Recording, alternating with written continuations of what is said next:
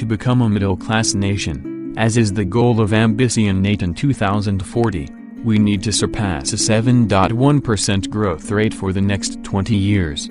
To achieve this, we need to generate 1.3 to 1.5 million new jobs a year for the next 20 years, triple per capita income to $11,000, and increase annual total factor productivity growth rate by 1.5% or higher in the next 22 years, double the world average since 2000. It seems almost impossible. We play catch-up, our neighbors continue to grow and evolve even faster. Can we ever compete? Can we achieve Ambition 2040? Can we keep up and even surpass our neighbors? Yes, but only if does his part until we drop from exhaustion. The Philippines is a land of great promise but also lost opportunities. This time, let's lock arms, kapit bisig, and move forward together to fulfill our promise. Incidentally, one area where we can innovate fairly easily is tourism, which has the potential to become another growth engine for the country. While the government needs to do its part, we in the business community also need to do ours. We need to invest in innovation. The Dust has presented a whole range of technologies our scientists and engineers have developed, which are in need of funding. We also need to prepare our workforce for the future. It is estimated that more than half of them, including executive leadership, will need significant reskilling and upskilling. We have many things going for us. A young, literate population, with a median age of 23 and with 60% of working age. This, together with decades of increasing earnings from BPOs and OFW remittances, is expected to fuel the continuing growth of the middle class. Poverty levels have declined from 26% in 2015 to 20.8% in 2019 and are expected to decline further to 18.7% in 2021. Despite the global uncertainties, the macroeconomic environment remains favorable.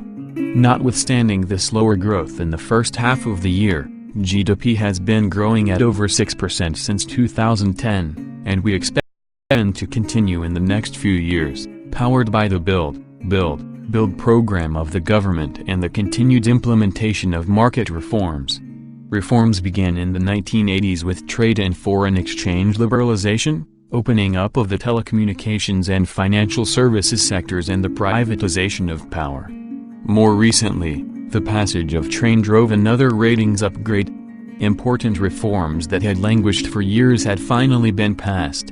The Rice law, instrumental in bringing down inflation which spiked last year, the National ID, which in turn should greatly help in implementing the ease of doing business law, the Bangsamoro Basic Law, which has the potential to unlock the wealth of the ARMM and end decades of conflict. The BSP is doing its part to support growth, aggressively lowering interest rates and reducing the reserve requirement ratio for banks. While the BSP has been doing a stellar job for years despite being hampered by an obsolete governing law, the passage of the new Central Bank Act allows it to align with global best practices and gives it more levers to act proactively in response to changing market conditions. In the World Bank's Ease of Doing Business report, we received the welcome news that we moved up to 95th place from last year's 124th out of 190 countries. Yet despite all of these, foreign investments, so critical to moving the country forward and turning it into a middle-class economy, continue to significantly lag those of our ASEAN neighbors. The reasons are many, and you have probably heard this over and over. First, it is simply not easy to do business here. The DTI, and now the ARDA, have done much to improve the business climate, and for this they deserve to be lauded, but much more needs to be done. It was said that constitutions, while supposed to be lasting, were often influenced by the issues of the times in which they were written. Ours is no different. But in the over 3 decades since it was ratified, the world had moved on and globalization had changed the environment dramatically. Foreign equity restrictions have prevented sorely needed investments in vital industries such as telecommunications, transport and energy. Competition is restricted, which protects unproductive or poorly performing firms at the expense of more productive ones, and reduces the incentive for firms to innovate. Limited competition in key sectors has significant consequences for the economy. Witness the impact of poor transport on logistics, and on every industry which relies on the movement of goods. Trade costs could be greatly minimized by improving our port and logistics infrastructure. To catch up with our ASEAN neighbors, we need to lift these restrictions to encourage the entry of capital. We can start by simply reducing the number of sectors on the negative list. Why, for instance, do we bar foreign at the tertiary level? Singapore jump-started its tech industry by building excellent universities, understanding the heavy reliance of technology development on human capital. And to attract good students, they brought in well-known and highly respected educators from overseas. The Ease of Doing Business Act has great provisions and we have been eagerly awaiting its implementation. In particular, we need to make it easier to start new businesses, get approvals and pay taxes. Burdensome administrative procedures not only deter new businesses from expanding, they also encourage corruption, as do complicated tax rules and processes. They also hold back badly needed infrastructure such as power plants, many of which are mired in the approval process despite the looming power shortage. Labor market rigidities make it difficult to do business here. I remember numerous instances when I had to explain to our corporate and regional offices overseas why we couldn't fire an obviously incompetent employee. And worse, why we had to give him a separation package after months, or even years, of non-performance. While we need to ensure that employees are protected from abusive employers, we also need to ensure that our laws adapt to the times. For example, rather than security of tenure, why not portability of benefits? Everywhere in the world we see employees moving away from lifetime employment to taking on varying roles in different industries throughout their working life. But each time they move, they lose all the benefits, such as pensions, which they may have accumulated. If they take those accumulated benefits with them as they move, they would have a nest egg by the time they retire. Addressing all these issues will definitely help. But we also need to remember that one of the biggest factors which make investing attractive is predictability. Money is the most cowardly of things, and when you are investing billions, even hundreds of millions, you need to know that the conditions under which you invested would not suddenly change. One of our biggest strengths and our most valuable asset is our human capital. I truly believe the Philippines is world-class.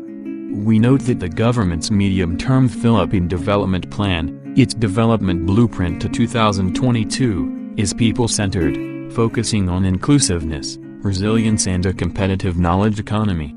Building a competitive workforce, strengthening our human capital even further. This starts with a very basic food security. It is estimated that 26% of Filipino children are malnourished.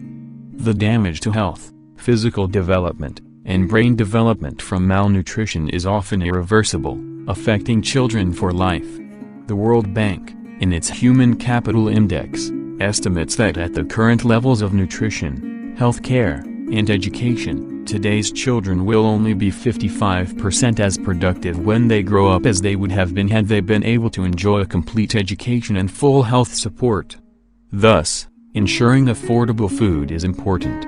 The rice tariffication law is a step in the right direction. Helping Filipino farmers by giving them the tools and know-how to grow more lucrative crops and increase productivity not only helps ensure food security but also helps farmers escape poverty and drive inclusive growth. Secretary Dar deserves our full support in his efforts to modernize the agriculture sector. The universal healthcare law is also very welcome. There remains a gap, however, in its fulfillment, as we need to build an additional 2,600 health care centers. Perhaps LGUs should also find a way to engage private practitioners to provide certain packages of services. Education is another critical area. Prior to 2012, the Philippines was one of only 3 countries in the world and the only one in Asia with only 10 years of basic education. The shift to K-12 has brought us more in line with the rest of the world and should allow even high school graduates to find jobs. Not everyone is cut out for college, and it has always puzzled me why we require a university diploma for people being hired as clerks and data center operators. Free education in state universities and colleges sounds good, but one wonders how the government can fund all our sucks, in addition to all the other services it is trying to provide. Quality education is costly. Perhaps rather than free tuition for everyone, we can implement a voucher system so that the more economically disadvantaged students get the support they deserve, while those who can afford it pay more. This would also allow private universities to participate in educating the youth. With the lack of facilities, we need both public and private universities. An educated population is critical if we are to build a competitive society. In a rapidly changing world where whatever you know today will be obsolete in 5 years, the ability to learn and adapt will determine how we evolve as a nation. When we look at what drives our economy, we see the twin engines of BPOs and OFW remittances. These are what have powered our GDP growth over more than a decade. But both are being impacted by technology. The World Economic Forum estimates that 75 million jobs will be lost by 2022 due to technological changes, but 133 million new jobs will be created, for a net gain of 58 million. But these are not jobs in the fields we know. These are jobs in data science, analytics, artificial intelligence, machine learning. We need to ensure that our human capital evolves and adapts as the world around us changes. This means not only enhancing STEM education but emphasizing critical thinking, complex problem solving and creativity in our curricula.